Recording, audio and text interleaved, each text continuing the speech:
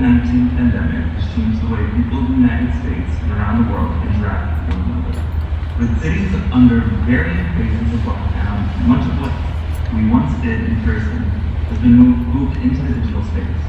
This poses a unique set of challenges for artists and curators alike as they explore meaningful methods of occupying new environments online while also navigating the constantly changing social distancing regulations. Jeannie Ambrosio joins JadaTalks Miami as our keynote speaker this year to discuss the new spaces creators find themselves in and where we can all find purpose in the uncharted world. Jeannie Ambrosio was born in Fort Lauderdale and continues to live and work in South Florida. He works at the Margulies Collection at the Warehouse in Miami, serving both as associate curator and assistant to collector Martin Margulies.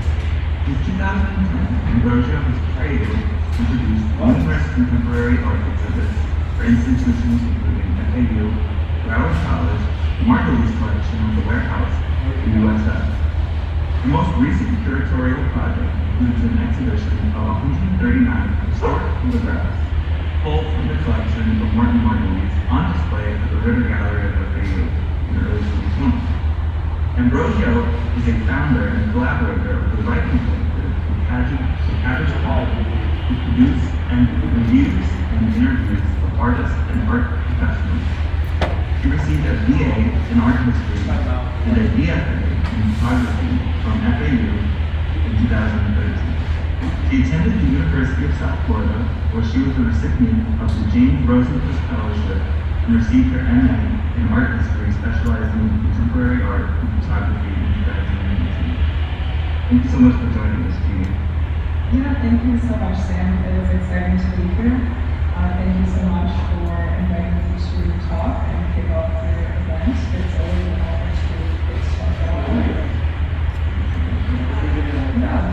So when thinking about the effects of the pandemic on our interactions with one another and with art through the use of technology, it seems to me that our replacement of physical space with digital space has brought up many of the same fears and concerns and questions that it always has before the pandemic.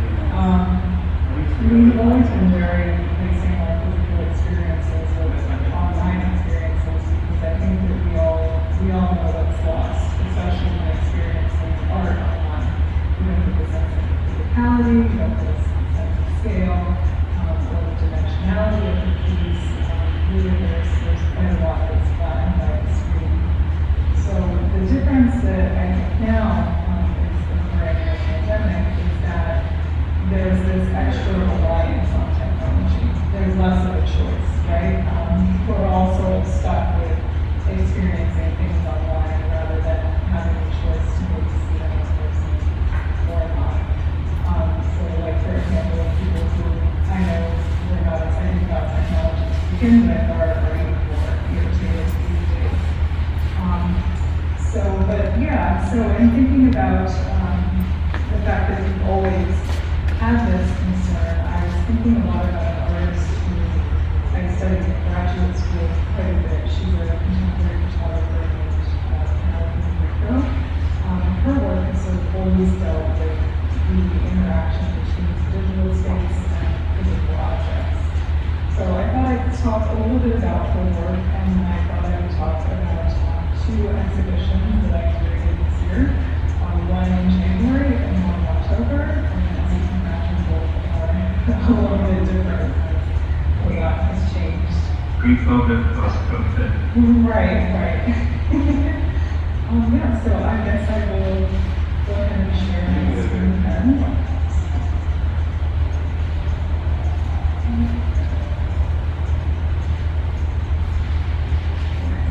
So this is the work of Jada. She's a New York-based artist who has long considered the changing technologies into different representation of objects through sources like Flickr, eBay, and Craigslist, among others.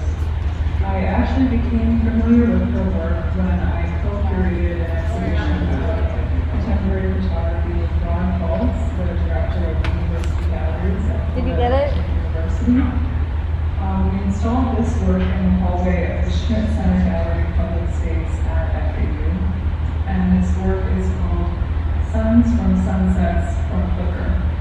And so when doing a search on Flickr, Rico realized that the sunset was the most photographed thing on their site. It by far had the most representation. So she pulls the images from Flickr. You're good, you got it? The photograph to just the And you got the new title, right? So this work is made up of over 4,000 4x6 prints of the sun. And it's about 100 feet long, so a little bit of a trek when you walk by. When I first saw this final installation and walked along it, the thing that struck me most was that I was overwhelmed by this experience of this online space that these sunsets represent is now physical. And I was also overwhelmed by the fact that each of these images represents someone experiencing the sunset and then taking a picture of it. And Rico refers to that as a collective shared experience. So for me, it kind of just felt really funny that it was really in the physical iteration of this work that I understood something about the online sphere. And something in general about the work is just this circular relationship between, real life and the things that we see online. For example, watching the sunset is something you experience in person, and it's sort of miniaturized and digitized when you put it online. And then of course now she's taking it and making it visible once again into a whole different experience. So the question of how can we better Did you find my name tag? the space of the internet through this physical manifestation? Why would that be? Why would that occur? And so this other series of works that I also spent a long time with, this is called Veneers from home decor catalogs and websites. And in this series, she cuts out the mirror from home decor catalog advertisements, and she scales the mirror up and prints them to the same size and shape as the actual mirror being sold. And then she prints them, or she makes them into non-mirror plexiglass. So an object that is, inherently reflective is no longer reflective at all. And so here's like an example of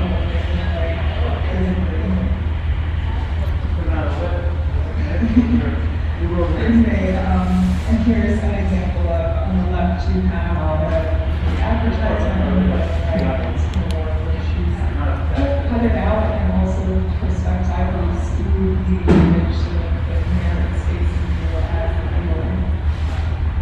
And the thing that I noticed again about her work was that I really didn't understand it until I saw it again in person. Michael's official title is just director of the Tampa Museum of Art. There's just an extreme amount of pixelation, particularly after that whole affair. And that led me into researching a little bit about compression artifacts of JPEGs and images expanded beyond its size of printing. And for me, that was just really emblematic of digital space in itself. Really self-referential, really emblematic of this shift that we've had from film photography to digital photography. And again, too, you have this sort of relationship where there's the physical mirror, right? It's photographed by the camera advertisers, so miniaturized and then Is there tape over here? I gotta go find some. For this, it's gonna go away. We'll replace yeah, it. just really thinking again about this relationship between these different spaces and how we can understand one space living together. So that leads me to the two exhibitions that I worked on this year. This first one was called Shared History, Photographs from the Amazon Collection. And this exhibition occurred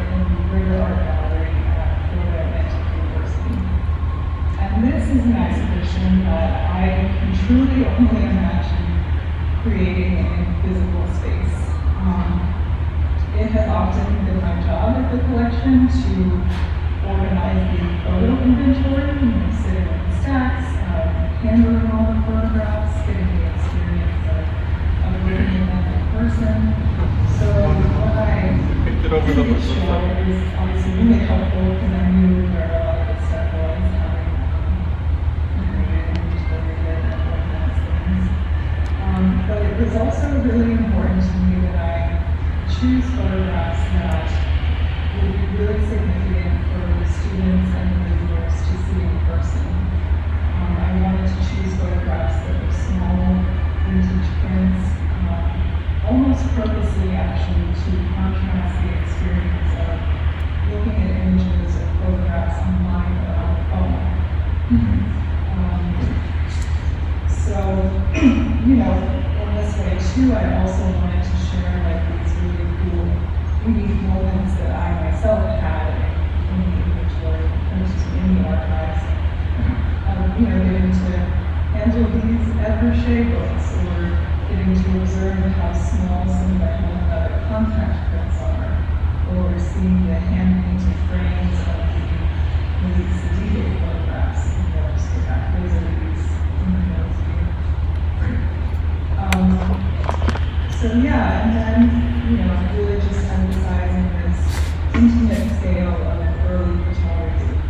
And because the Martin's collection's scope of photographs is so broad, it sort of led me to turn to this exhibition into like a smattering of the history of photography a little bit. So I have photographs of this time in the child labor movement, armed security administration photographs by street photographer Helen Abbott, photographs by one of the first photojournalists, Jesse Fields, was the first woman photojournalist, Jesse Fields, modeling in studio portraiture, like the example of Celine and Jada, all the way up through the line here and Evershay. So yeah, this exhibition really, I wanted to emphasize that intimate scale and that physical space, and truly couldn't imagine this as something that would be able to be produced online or experienced online. So, luckily it happened early in the year and not later in the year. Yeah. When were you actually able to reopen and start doing exhibits again? At the Martin's collection? Yeah. At the Martin's collection, we ended up closing in March, and then we reopened again in late September. This was at the very right? Yeah. And this opened in January and closed in March, actually, which was good. Okay, so it wasn't premature.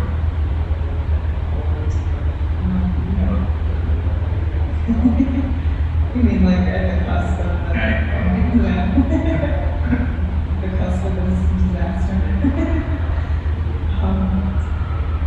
So then this leads me to the most recent exhibition I worked on.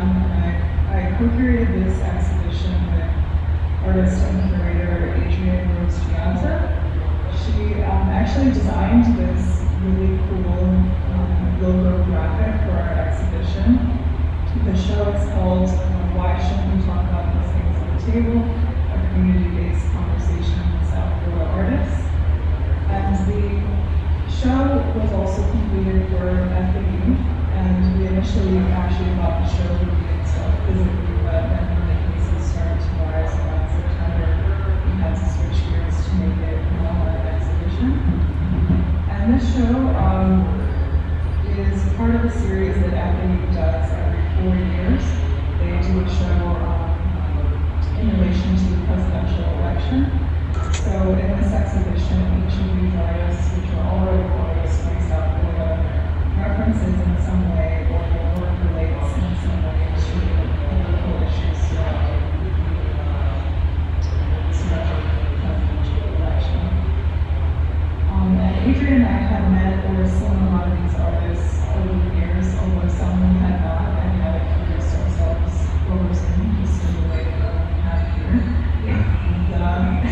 which is sort of a unique experience in itself, I guess.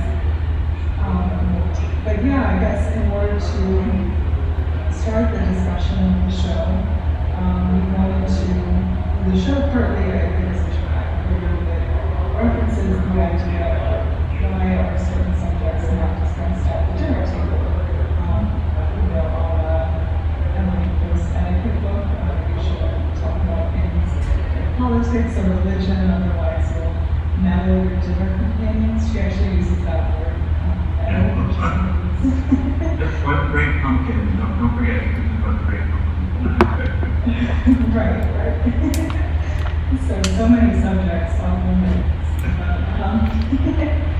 So yeah, you know, and the question of why shouldn't we, and what are the spaces that would be acceptable to talk about difficult subjects like the environment or immigration or race or any of the other things that we would be dealing with in this current year.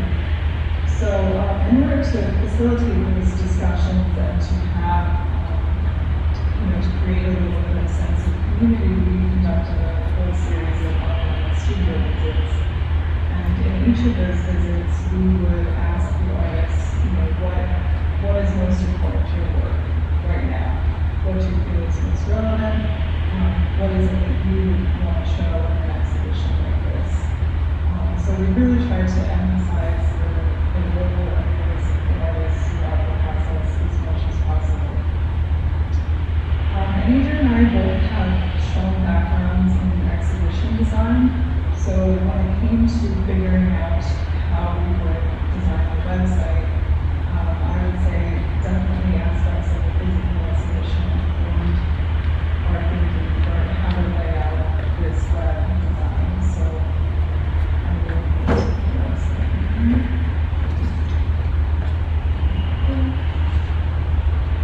So on this first page, I would definitely encourage everyone who's watching to please take a look. It's at whyshouldn'twe.com.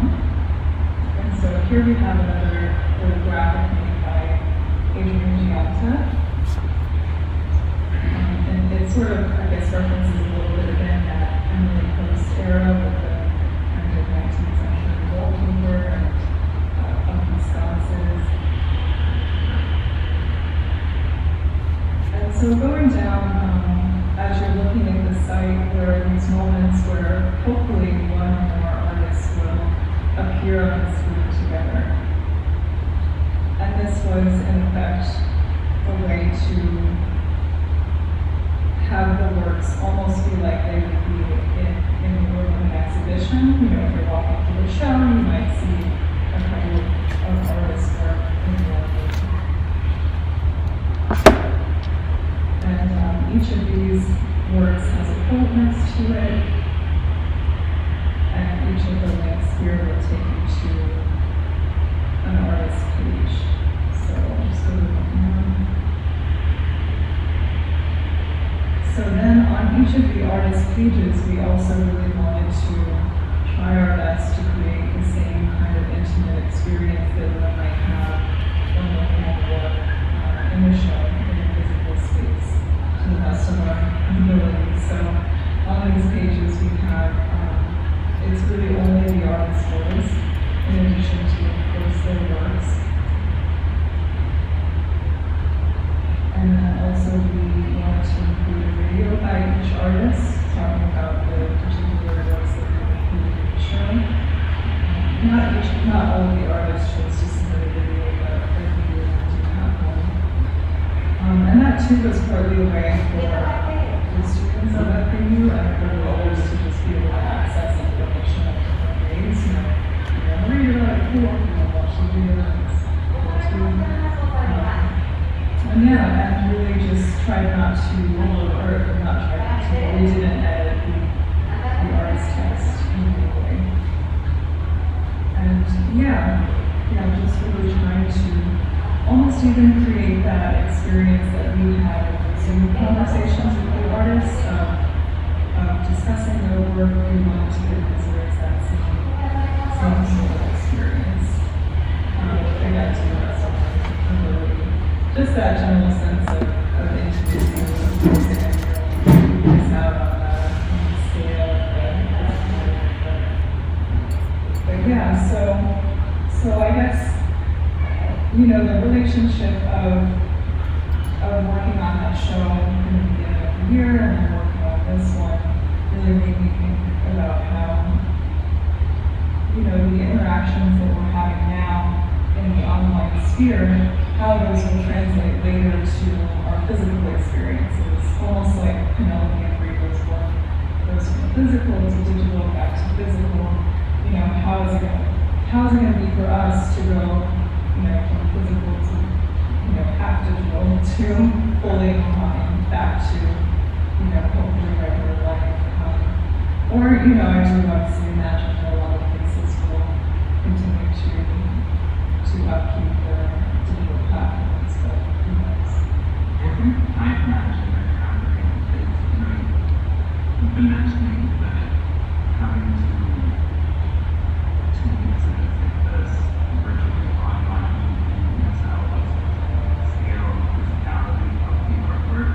But now, since we live this year, so many of us had to live exclusively online like we're doing now. I mean, I have friends that have this year that I've only met over Zoom, that I've never actually met in person, coworkers, all kinds of things like that.